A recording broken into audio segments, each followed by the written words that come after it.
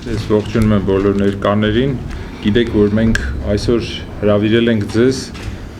խոսելու վերջին օրերի աննախադեպ հարձակումների մասին, որոնք եղան 100-ամյակը առանց ռեժիմի շարժման նկատմամբ, գիտեք, որ նոյեմբերի 26-ին եւ 27-ին հրկիզվեցին 7 մեքենա, իսկ նոյեմբերի 27-ի ուշ երեկո, այսինքն 6-ի կողմերը երեկոյան ոտնձգություն կատարվեց Գևորգ Սաֆարյանի նկատմամբ եւ բարեբախտաբար Գևորգը լուրջ վնասվածքներ չստացավ եւ այսօր մեր հետ է եւ մենք այսօր կխոսենք այս վերջի դեպքերի մասին։ Ես խոսքը տալիս եմ Գևորգին, խնդրեմ։ Շնորհակալություն։ Ես իմ խոսքը սկսելուց առաջ ուզում եմ մի իրավական հիմնարար փաստաթղթից մեջբերում անել, ուրեմն Մարդու իրավունքների համընդհանուր հռչակագրից, որտեղ նախաբանի 3-րդ կետում նշված է հետևյալ միտքը. Քանզի անհրաժեշտ է օրենքի իշխանությամբ պաշտպանել մարդու իրավունքը, որպեսզի նա որպես վերջին միջոց հարկադրված չընդվզի բռնապետության եւ ճնշումների դեմ։ Սա գրված է Մարդու իրավունքների համընդհանուր հռչակագրում։ Օրենքով մարդու իրավունքները կարող է պաշտպանել միայն պետությունը, քանի որ բոլոր գործառույթները պետական են, եւ օրենսդիր գործառույթը ազգային ժողովինն է, եւ օրենքի կիրառումը, իրավապահ մարմինները, դատարանները, բոլորը պետական մարմիններ են։ Մեր երկրում պետական մարմինները ոչ միայն չեն պաշտպանում մարդու իրավունքները, այլ մարդու իրավունքների ոտնահարումը հենց պետական մարմինների կողմից է տեղի ունենում։ Տվյալ պարագայում, ինչպես նաև այստեղ է նշված, ժողովուրդը այլընտրանք չի ունենալու, քան դիմի ծայրահեղ միջոցներին եւ ապստամբի պետության, այսինքն պետական մարմինների դեմ։ Մենք սա չենք ուզում։ Մենք ընտրել ենք խաղաղ պայքարի միջոցները, բայց եթե նման բռնի ձևով մեր խաղաղ պայքարի միջոցները սահմանափակվեն, եթե մենք համարենք, որ մեր երկրում այլևս խաղաղ պայքարով հնարավոր չէ հարցի լուծման հասնել, ապա մենք կընդվզենք եւ կդիմենք ուժային պայքարի միջոցներին։ Այսօր մեր երկրում կան տասնյակ եւ հարյուրավոր երիտասարդներ, ովքեր ցանկացած պահին պատրաստ են զենք վերցնելու։ Այսօր մեր ձեռքը գնում է զենքին, բայց նաեւ լսելով մեր ավագ սերնդի հորդորները, կոչերը, մենք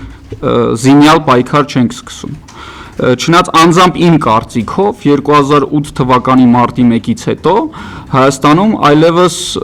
խաղաղ պայքարի մեթոդները սպառվեցին, որովհետև ռեժիմը տանկերը մցրեց քաղաք եւ փաստացի զավթեց ժողովրդի իշխանությունը։ Բայց մենք դեռևս պայքարում ենք խաղաղ մեթոդներով։ Ես հիմա զգուշացնում եմ ռեժիմին, հա, սա սպառնալիք չի, մենք սպառնացողներից չենք, եթե պետք լինի կանենք։ Մի գնացեք նման արկածախնդրության։ Ես հիշեցնում եմ, որ ինչպես տասնյակ տարիներ առաջ եղավ, երբ մի ծերունի հայ Ամերիկայում սատկացրեց Թուրքիայի հյուպատոսին, սա մեծ ալիք բարձրացրեց ամբողջ հայ երիտասարդության մոտ եւ նորից բարձրացվեց հայկական հարցը։ Նույն բանը կլինի Հայաստանում։ Եթե մեկ կրակոց հնչեց Հայաստանում, պատկերացրեք դուք առավոտյան արթնանաք ու իմանաք, որ Սաշիկին սատկացրել են, ասենք, չգիտեմ, Լֆիկին սատկացրել են կամ Նենեցին սատկացրել են։ Ամբողջ ըմբոստ երիտասարդությունը կզինվի ու դուրս կգա ռեժիմի դեմ։ Որպեսզի սա չլինի, ես զգուշացնում եմ ռեժիմին։ Ապրիլի 24-ին ռեժիմը հեռացվելու է, ցանկացած ձևով, ցանկացած մեթոդով հեռացվելու է։ Ես նախապես զգուշացնում եմ, մի դրթեք մեզ գնալ կոպիտ գործողությունների։ Կրկնում եմ, այսօր բազմաթիվ երիտասարդներ պատրաստ են զենք վերցնելու եւ կվերցնեն, եթե մեր դեմ փակվի խաղաղ ուրեմն պայքարի միջոցները։ Գիտեք, որ 100-ամյակը առանց ռեժիմի շարժումը դա խաղաղ շարժում է եւ մենք բազմիցս ներկայացրել ենք մեր ծրագիրը, թե ինչպես ենք քաղաքացիական անհանձնության ճանապարհով մտադիր հասնել իշխանափոխության եւ դա արվելու է ապրիլի 24-ին, սկսվելու է ապրիլի 24-ին եւ զարմանալի է, կարող է առաջի հայացքից զարմանալի թվալ, որ այսքան շուտ ռեժիմը կարող էր օգտագործել իր տնտեսական եւ տեղեկատվական զինանոցը, որտեղ ռեսուրսներ ունի բավարար չափով, բայց ինքը, այսպես ասած, շատ ժամանակից շուտ կարծես անցավ ուժային մեթոդներով ճնշումների։ Եվ ես ուզում եմ հիշեցնել, որ սա առաջի դեպքը չէր, մեր ավտոերթերը, որ մենք սկսեցինք, իրազեկման ավտոերթերը մարզերում եւ գյուղերում, հենց առաջի ավտոերթից հետո, եթե հիշում եք, Ալեկ Ենիգոմշյանի նկատմամբ եղավ բռնություն, եւ հետո անօգնական վիճակում իրեն թողեցին բանուկ տեղում մի մարդու, որը շատ մեծ վաստակ ունի մեր ազատագրական պայքարում, հայտնի անձնավորություն է եւ սրանով կարծես ուղերձ էր հղվում, որ եթե իրենք կարող են դա անել այդպիսի վաստակ եւ հեղինակություն ունեցող անձի նկատմամբ, ապա նույնը շատ ավելի հեշտությամբ եւ շատ ավելի բռնի մեթոդներով կարելի է կիրառել որևիցե այլ մեկի նկատմամբ։ Եվ քանի որ մենք, այսինքն շարժումը անտեսեց այդ ուղերձը, եղավ երկրորդ ուղերձը, այս անգամ հրկիզելով մեքենաները, փորձելով սարսափ ստեղծել վարորդների շրջանում եւ նաեւ լրացուցիչ, ուրեմն ամրապնդվեց դա ոտնձգությամբ Գևորգ Սաֆարյանի նկատմամբ։ Եվ ինչն է հետաքրքիր, որ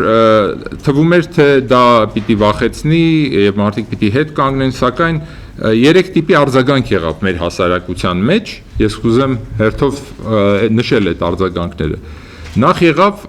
համերաշխության արձագանք եւ փաստորեն իրենք օգնեցին քարոզչական աշխատանքին, մենք Երևանում դեռևս չէինք սկսել լայնամասշտաբ աշխատանքներ, բայց փաստորեն իրենց այս արարքներով շատ տասնյակ հազարավոր մարդիկ իմացան այս շարժման գոյության մասին, ավտոերթերի մասին, որոնք դեռ Երևանում չեն էլ անցկացվել, նաև հարցեր առաջացան իսկ ինչու ապրիլի 24-ին, այսինքն քարոզչական լուրջ աշխատանք եղավ եւ այդ համերաշխությունը եղավ մարդկային, որոնք մարդիկ մոտենում էին եւ իրենց զորակցությունն էին հայտնում, որոշները նաեւ նվիրատվություններ էին անում այդ նյութական կորուստների նկատմամբ, որ եղավ մարդկանց մոտ,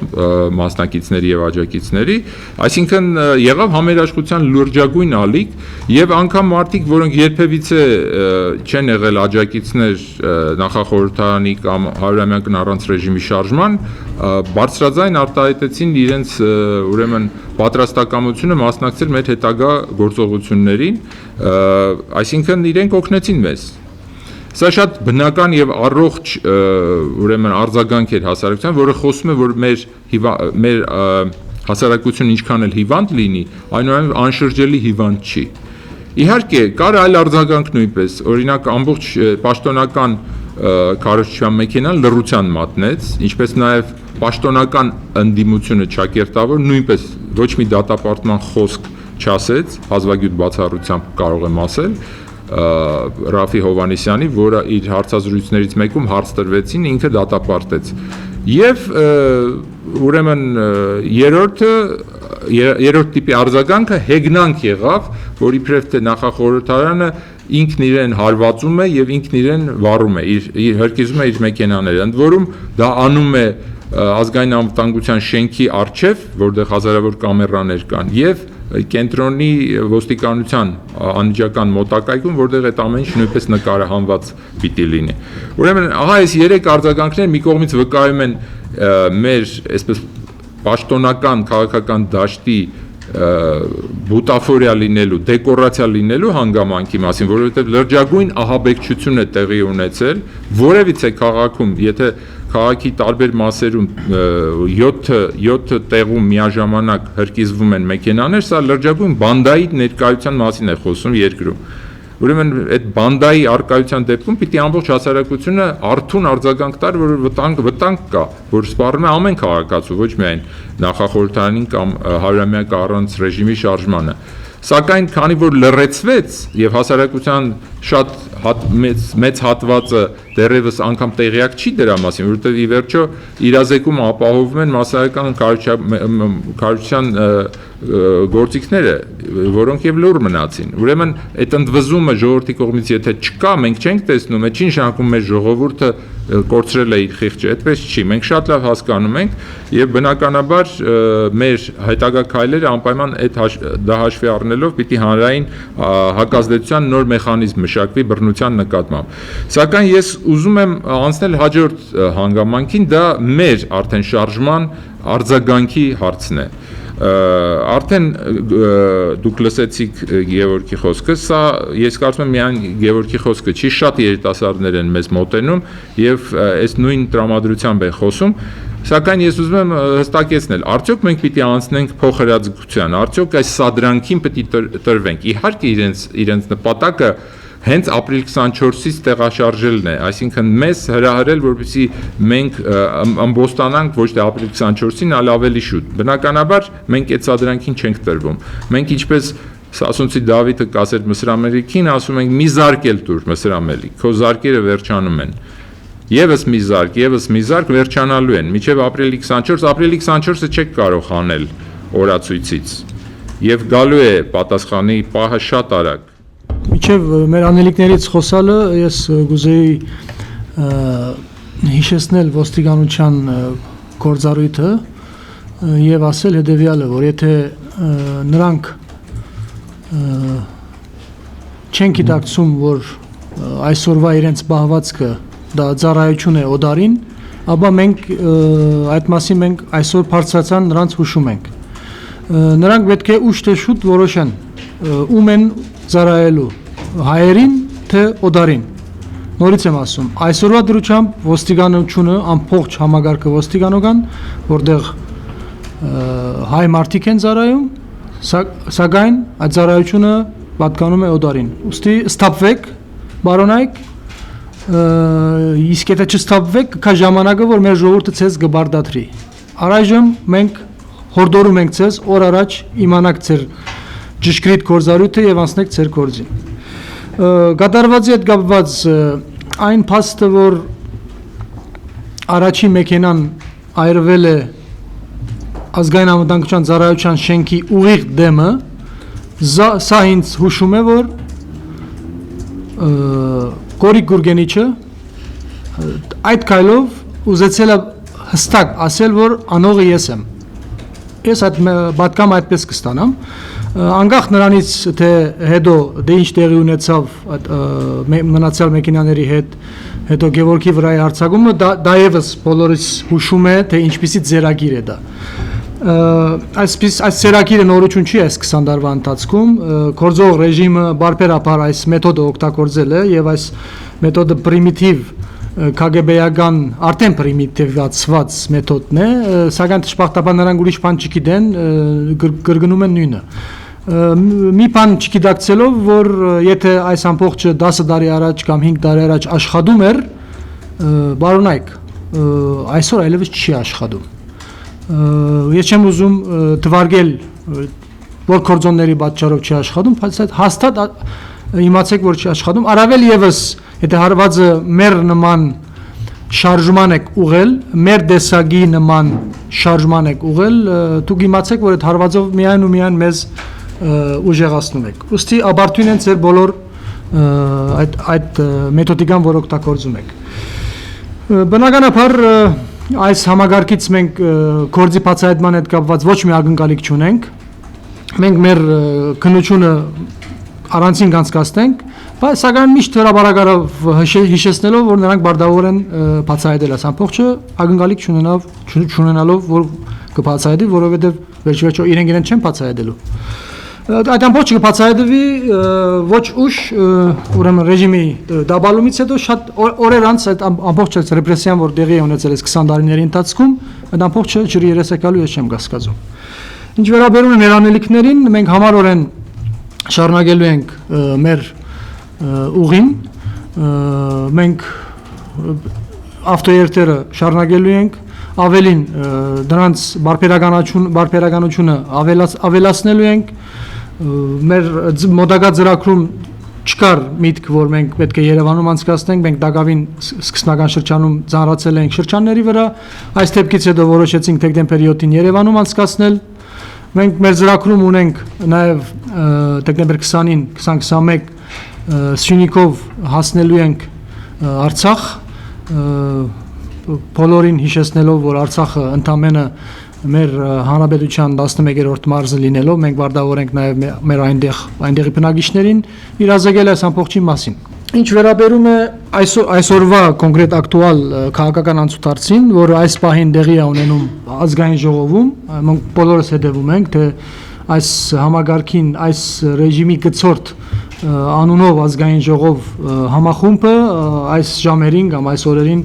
պատրաստվում է քվեարկել մի որոշում, որը արդեն ամբողջությամբ կարծես զրկելու է մեր իշխանությունը։ Առանց էլ մենք մեր գորուստը մինչ օրս շատ մեծ ա եղել, սակայն այդ ամբողջին նաև կարծես թե իրավական դեսք են ուզում տալ։ Մենք խոճապի չենք մատնվում, մենք այսօր ազգային ժողովին հատուկ ճնշելու մեթոդին կողմնագից չենք, այն իմաստով, որ այդ ամբողջը դեկորացիա է, այսինքն այսօր գնալ ազգային ժողովից ինչ-որ բան պահանջել կամ փորձել ճնշել, որ նրանք չսխալվեն, դա անիմաստ ապարդյուն աշխատանք ենք համարում, գլխավորապես նաև ելնելով այն սկզբունքից, որ մենք պայքարի տրամաբանությունը այս ռեժիմի դուրս ենք տեսնում։ Իսկ թե մենք թույլ ենք տալու, որ այս համագարկը, այս ռեժիմը մեզ դանի մի նորելուկ կայսրության անդամ դարձնելու, բնականաբար ոչ, եւ մենք այդ լուծումը տեսնում ենք ոչ թե փորձել ճնշելով այսօրվա կեղծ հաստատություններին, այլ հստակ գազམ་ագերբվելով, հստակ ծրագրելով այնպիսի մի գործողություն, որի արդյունքում ցերպազատվելու ենք այս ռեժիմից եւ այս ռեժիմի ցերպազատումից հետո շատ կարճ ժամանակ հետո մեր երկրի եւ Ռուսաստանի Դաշնության հարաբերությունները կդրվեն հավասարակշռված հունի մեջ։ Գուզեմ ասել, լուծումը մենք տեսնում ենք նույն այսօրվա այս պայքարը, որ գոյություն ունի, ԵԴՄ մտնել թե չմտնել, բնականաբար պետք չէ մտնել, այդ լուծումը մենք տեսնում ենք եւս ապրիլ 24-ի մեջ։ Եվ ինչ վերաբերում է հունվար մեգյան, այսպես ասած, ուժի մեջ մտնելու ինչ-որ փաստաթղթային վերացումից հետո կարծես ինչ-որ ուժի մեջ են մտնելու ինչ-որ նոր օրենքներ արդեն համամիութենական, այս իմաստով ես մեծ մտահոգություն չունիմ, գլխավորապես ելնելով այն հանգամանքից, որ մեկ այնինչ տեղի անունում այսօր Ռուսաստանում եւ Ռուսաստանի շուրջ օր-օրի մեծ հուշում եմ, որ այդ մերելածին ԵԴՄ գոչեցյալ այդպես էլ չի ծնվելու, ես դրանում չեմ կասկածում, վստահ եմ, սակայն այսիմ ասածը օրեր պետք է անցնի, որ մեր հասարակությունը համոզվի, որ այդպես է լինելու, իսկ ինչ վերաբերում է փաստաթղթային որևէ թուղթի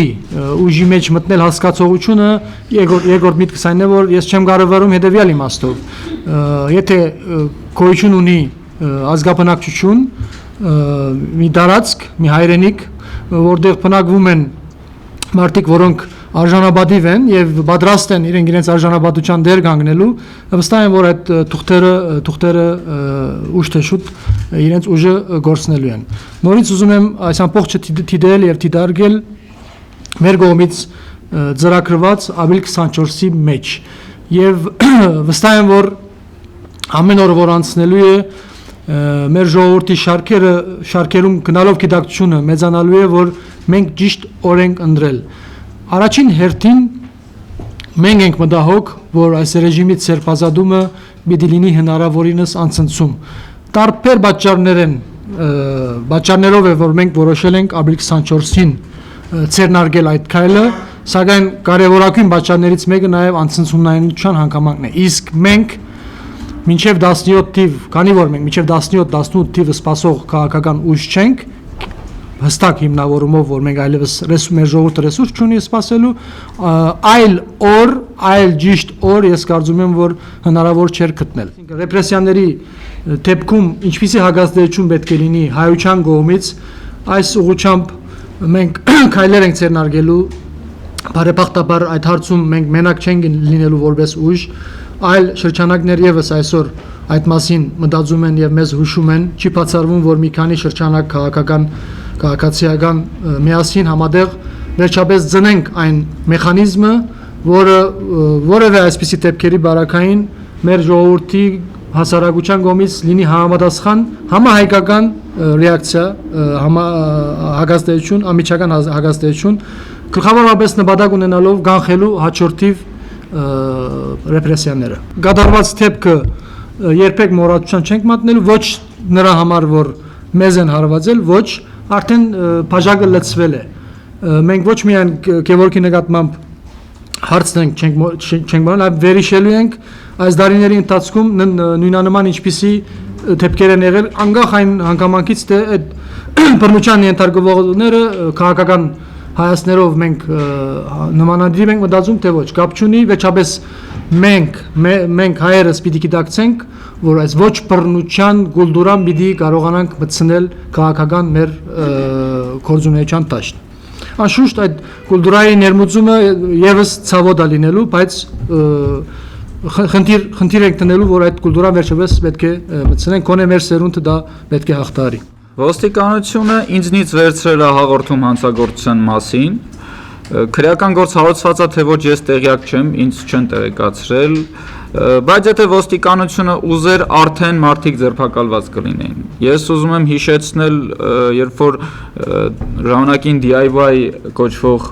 ուրեմն բանը ակումբը վառեցին, տեսագրությունը շատ հեռվից էր, գրեթե ոչինչ չէր երևում, ժամերի ընթացքում հայտնաբերվեցին անձինք, ովքեր այրել են այդ ակումբը։ Այն տարածքում, որտեղին վրա հարձակվել են, նկարահանվում է մոտ 3 տեսախցիկներով։ Հիշեցնեմ, որ հենց այդ տարածքում ոստիկանությունը տեսախցիկի ձայնագրության արդյունքում ձերբակալել է մի գողի, որը մի կնոջից ուրեմն պայուսակներ գողացել։ Այսինքն, եթե ոստիկանությունը ուզենար, արդեն մարդիկ ձերբակալված կլինեին, բայց ինչպես արդեն մենք ասեցինք, ոստիկանությունը ինքը իր աշխատակիցներին կամ իր հետ համագործակցող կրիմինալին չի ձերբակալելու։ Այնպես որ հույսեր չկան։ Ուրեմն դակավին քննությունը շարունակվում է, նույնիսկ ես գնացել եմ ցուցմունք եմ տվել, պատկերացրեք։ Ցուցմունք եմ տվել, որովհետև Ալեք Ենիկոմիշյանը նաև բանջել էր, որ քրեական գործ հարուցվի։ Բնական է, որ ակնկալիք, ինչպես ասեցի, մենք չունենք։ Եթե որևէ արդյունքի հասնին, մենք մեզ զարմացած կլինեն, բայց այդ հարցը մնալու է մեր ուշադրության կենտրոնում եւ հետամուտ ենք լինել։ Այսինքն այս հանցագործությունները գոծկել հնարավոր չի լինելու, եթե պետք լինի մենք բարբերաբար հրաբարակումներ կանենք մեր կողմից անցկացված այսպես ասած ճակերտավոր քննությունների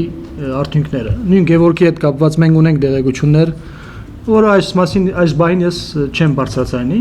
բայց այդ դեղեցությունը ոստիկանությունն էլ ունի, անվտանգության ծառայությունն էլ ունի, չեմ բարձրացնում։ Մենք մի քիչ էլ կհամբերենք, եթե չբարձրացնենք, կբարձրացնենք եւ այսպես մինչեւ ապրիլ 24։ Լուծումը ապրիլ 24-ում է, ժողովուրդ։ Այլ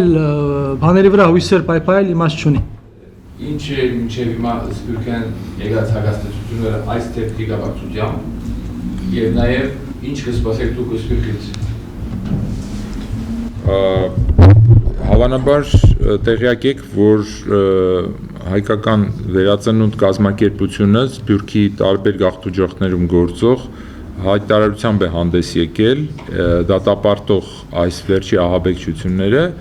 եւ ուրեմն նաեւ ինտերնետում սկսել է ստորագրահավաք, ինչպես նաեւ իրավունք եւ աջակցություն հիմնադրամը ուրեմն հայտարարությամբ է հանդես եկել, որով կոչ է անում թե սփյուռքահայ, թե հայաստանյան մեր աջակիցներին եւ համերաշխության որպես դրսեւորում նաեւ ոչ աջակիցներին, որպեսզի դրամահավաք կազմակերպվի տուժածներին նյութական փոխհատուցում անելու համար։ Ահա այս գործողություններն են, որոնք փոխկապված գործողություններ են եւ հիմա այդ կոչը, որը տարածվում է Սփյուռքում մեր աջակիցների կողմից, ինչպես նաև հայկական վերածնունդ կազմակերպության արդեն շրջանակներում,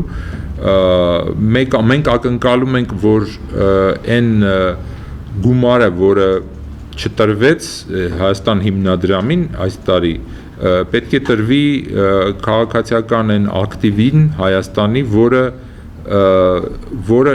մեր ընդհանուր հայրենիքի համար է պայքարում, ոչ թե իրենց անձնական կարիքների համար են պայքարում, այլ պայքարում են այն երազանքի համար, որը մեր պապերը մեզ փոխանցել են եւ որի կրողները այսօր մենք ենք եւ որը մենք պիտի փոխանցենք մեր զավակներին եւ թոռներին։ Եվ մենք իրավունք չունենք անիծյալ սերունդ դառնալու եւ Սփյուռքի այսօրվա սերունդը եւ Հայաստանի, որին պիտի հիշեն մեր հաջորդ սերունդներ, որպես այն սերունդ, որի աչքի առաջ հայրենիքը կործանվեց։ Եվ այն աջակցությունը, որը Սփյուռքից կարող է այսօր գալ, շատ կարեւոր է լինելու մեր բոլոր գործողությունների համար, ազատագրելու համար մեր հայրենիքը։ Ուզում եմ հիշեցնել օրեր առաջ իրավունք աջակցություն հիմնադրամի կողմից նախաձեռնված այն քայլը, որ օր առաջ պետք է տրամավակ կատարեն եւ գոյացնեն այն վնասը, որ մեր համագիրները, մեր ակտիվը ստացել էր մեքենաների այրումի պատճառով, որը մի 10,000-ից ավել է։ Արիտից օգտվելով ես հորդորում եմ մեր հայրենակիցներին հնարավորինս ակտիվ լինել եւ հատուցել այն մարդկանց, որոնք բոլորի համար պայքարի են դուրս եկել։ Ինչ եք սպասում նաեւ 24 ապրիլի կապակցությամբ Սփյուռքից։ Անկասկած ապրիլ 24-ի օրը մեր պահանջատիրության օրը չի դադարելու լինելուց, որովհետև արդարության պահանջը երկու մասից է բաղկացած։ Կա միջազգային արդարության պահանջ, որը մեր ավանդական պահանջն է ապրիլ 24-ին։ Մենք երբ որ թե Սփյուռքում, թե Հայաստանում միացյալ շարքերով դուրս ենք գալիս, մենք մի բան ենք պահանջում, մենք պահանջում ենք արդարություն, այն անարդարության դիմաց հատուցում են անարդարության, որը 100 տարի առաջ եղել է։ Սակայն պետք է հիշենք, որ այդ արդարությունը միշտ ունի երկու երես, ներքին եւ արտաքին։ Եվ այդ ներքին եւ արտաքին երեսները իրենք փոխադարձ կապված են։ Չի կարելի կեղտոտ ձեռքերով հիգիենայից խոսել։ Եթե մենք աշխարհից պահանջներ ունենք, մենք պիտի նախ եւ առաջ մեր տանը այդ պահանջները իրականացնենք։ Ինչպես կարող է Հայաստանը հասնել հատուցման, արդարության հատուցման, եթե ինքը իր ներսում չի կարողանում այդ արդարությունը հաստատել։ Ուրեմն այստեղ չկա հակասություն։ Ապրիլ 24-ին մեր եղբայրները Սփյուռքահայ եւ հայաստանցիներ մենք բոլորս այդ ճակատում ենք լինելու։ Մենք միջազգային մեր պահանջատիրությանը տեր ենք կանգնելու։ Բայց նույն օրը մենք կոչ ենք անում մեր Սփյուռքահայ եղբայրներին, որ իրենք նկատեն, որ կա խնդիր նաեւ ներքին։ Եվ սրանք փոխկապակցված են, մեկը մյուսին չի հակասում։ Մեկը մյուսին լրացնում է, ինչքան ուժեղ լինենք մենք հայրենիքում, այնքան այդ հայրենիքը շուտ իր հատուցումը կստանա այդ միջազգային առումով։ Իսկ եթե մենք հայրենիքը կորցնում ենք, դատարկվում է հայրենիքը, ով պիտի այդ հատուցմանը տեր կանգնի։ Ահա այս բարձ թվացող, բայց նաև պարադոքսալ հանգամանքը շատերի մոտ հարցեր է առաջացնում, իսկ ինչի 24-ին, միգուցե 25-ին, միգուցե մարտի 1-ին, միգուցե այլ օր։ Ոչ, որովհետև հենց 24-ն է այն օրը, երբ որ մեր ժողովուրդը արթնանում է իր ազգային բնազդը եւ 100-ամյակը հատկապես այն շրջանն է, երբ որ մենք պիտի հետ նայենք, հասկանանք, թե 100 տարվա ընթացքում ուր է հասել հայ ժողովուրդը, ինչ ձեռքբերումներ ունի, ինչ նվաճումներ ունի եւ ինչ կորուստներ ունի։ Եվ ինչպես որ 50-ամյակը կանգնեցրեց 20-րդ դարի հայության նահանջը, եւ դա միայն հողերի պահանջ չէր, դա մեր ամբողջ համահայկական պահանջները խտացվեցին ապրիլ 24-ին եւ գիտեք թե ինչ համաժողովրդական հուշկու շարժման վերածվեց, թե Հայաստանում, թե Սփյուռքում։ Նույն կերպ 100-ամյակը պիտի վերածվի արդեն 21-րդ դարի մեր նահանջի կասեցման եւ նոր վերելքի սկզբի օրվա։ Այնպես որ մենք ապրիլ 24-ը նաև վերածննդի օր որպես պիտի դիտենք, ոչ միայն սուքի օր։ Ահա այս է խորհուրդը եւ մեր հորդորը մեր Սփյուռքահայ եղբայրներին լինել Հայաստանում, լինել մեր հետ եւ ծաղիկները դնելուց հետո ապրիլ 24-ի մեր զոհերի հիշատակի համար հիշել, որ մենք դեռ կանք եւ անելիքներ ունենք հենց Հայաստանում հենց այսօր։ Անգամ փոքրիկ հասարակական որոշ ակտիվությունների ժամանակ, անգամ չգիտեմ, շենքի համար պայքարելու համար իշխանությունը եւ ոստիկանությունը ցույց է տալիս իր բիրտ եւ կոպիտ վերաբերմունք, այսինքն մարդիկ ձերբակալվում են, այսինքն 230-ից ավել վարչական գործեր կա հիմա դատարանում քաղաքացիական ակտիվ քաղաքացիների նկատմամբ հարուցված մարտի 1-ի դեպքերն էլ մեզ քաչայտնի է եւ դեռևս 10 զոհերի համար որևէ մեկը պատասխանատվություն չի կրել։ Ինչ եք կարծում, այսօր իշխանությունն էլ իր գործերավոճով ցույց է տալիս, որ ինքը բռնի ուժի է գնալու։ Մենք նոր կոպիտ ասած մարտի 1-երի ենք ականատես լինելու եւ արդյոք մեր պետությունը այն վիճակում է, որ կարողանա դիմանալ այդ ցնցմանը։ Եվս երկու կամ դեպք երկրորդը արդյոք մեր պետությունը կարողանա դիմանալ։ Մենք միամիտ չենք, մենք շատ լավ ենք հասկանում, որ մեր առջև կանգնած է մարտի 1 իրականացրած ռեժիմ։ Մենք միամիտ չենք ու շատ լավ հասկանում ենք, որ այն մարտասպանները, որոնք դա արել են, այսօր մեր մեջ են ապրում։ Բայց մենք շատ լավ ենք հասկանում, որ եթե ապրիլ 24-ին Մեծ Եղեռնի 100-ամյակի օրը որևիցե ուժ հրաման արձակի կրակ բացել ժողովրդի վրա, դրանով ինքը ստորագրում է իր թալիաթի դատավճիռը։ Այսինքն այն ահաբեկչությունը պետական, որը Հայաստանի հայ ժողովրդի նկատմամբ իրականացվեց 100 տարի առաջ, ես բոլորին ուզում եմ հիշեցնել, ունեցավ նեմեսիս վերջաբան։ Եվ բոլոր այն մարդիկ, ովքեր նման հրաման կարձակեն, իրենք արժանի են լինելու նոր նեմեսիսի։ Այդ նեմեսիսի մասնակիցները 100 տարի, հաջորդ 100 տարվա Հայաստանի հերոսներն են լինելու։ Եթե նման հրաման տվողներ կան, թող ուշադիր լինեն իրենց ապագայի եւ իրենց ունեցվածքի նկատմամբ, հաջորդող ամբողջ ժամանակաշրջանի համար։ Սա ուրեմն վերաբերվում է ապրիլ 24-ին մարտի 1 կազմակերպելուն։ Ես ուզում եմ ձեզ հիշեցնել, որ այդ բոլորը արվելու է համաշխարհային մամուլի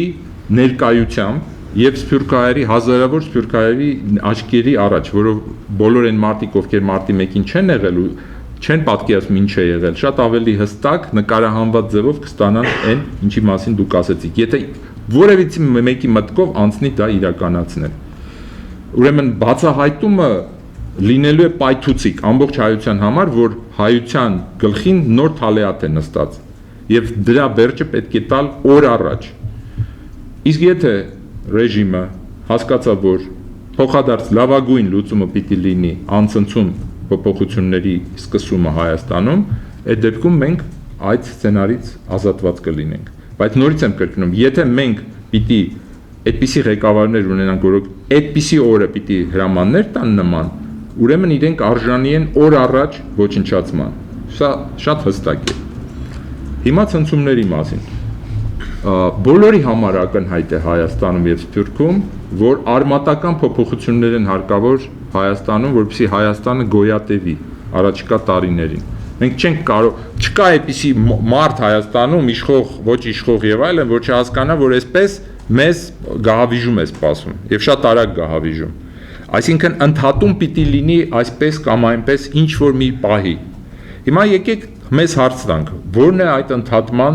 ամենաանցնցում պահը, երբ որ հայ ժողովուրդը